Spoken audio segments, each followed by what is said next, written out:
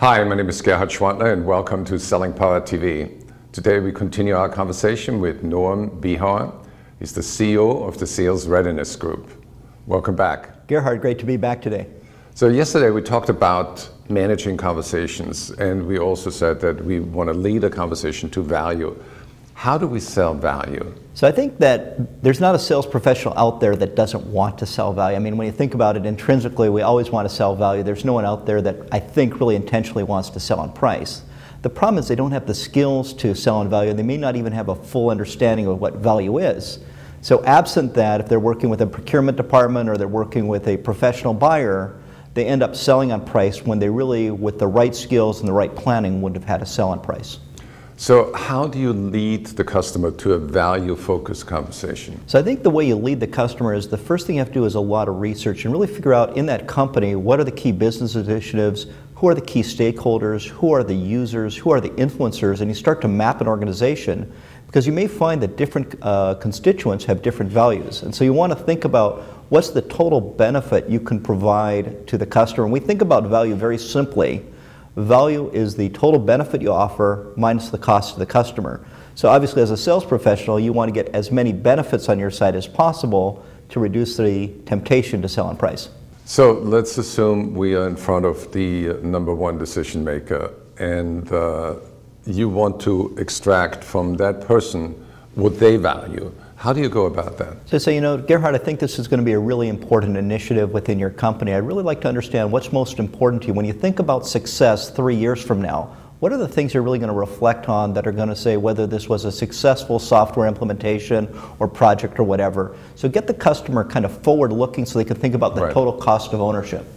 So then things will come up like systems integration, IT issues, or service levels. Sure, and you may have to lead. The key decision maker may be at such a high level that you may have to say, you know, when we talk to your user groups, here's what they shared with us. They really need reliability. When we talk to some of the key stakeholders, what they really wanted was great analytics. So you can start to lead the decision maker in that direction by kind of sharing what you learned from other key stakeholders. Because at the time, if you think about this cost-benefit relationship, again, it's to your benefit to have as many total benefits and to quantify those for the customer.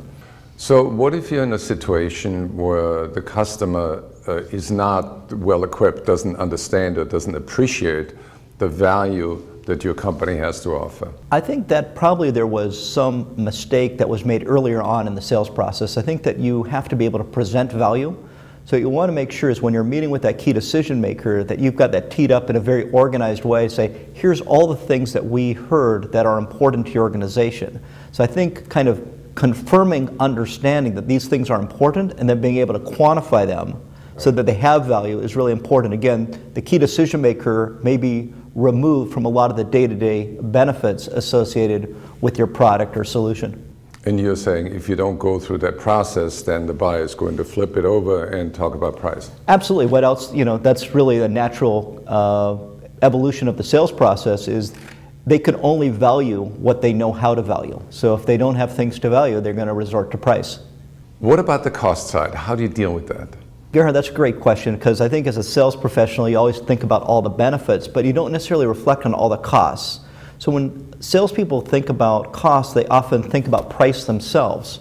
But for example, if you went through an SFA implementation, so you put in a Salesforce automation system, and someone offered you $1 less per user on the subscription, you may not change. You have switching costs, you have training costs, you have implementation costs. So a sales professional who's really done their research really thinks through not only the benefits, but also the costs because the customer may not share with you what all the costs are. In other words, salesperson could go back to their manager and say, you know, I offered them a lower price and they didn't say yes because they didn't really understand the hidden costs that are important to the customer. So again, I think you have to be intellectually honest and say, okay, what are all the benefits we bring to the table? You still have to have a realistic understanding of all the costs involved.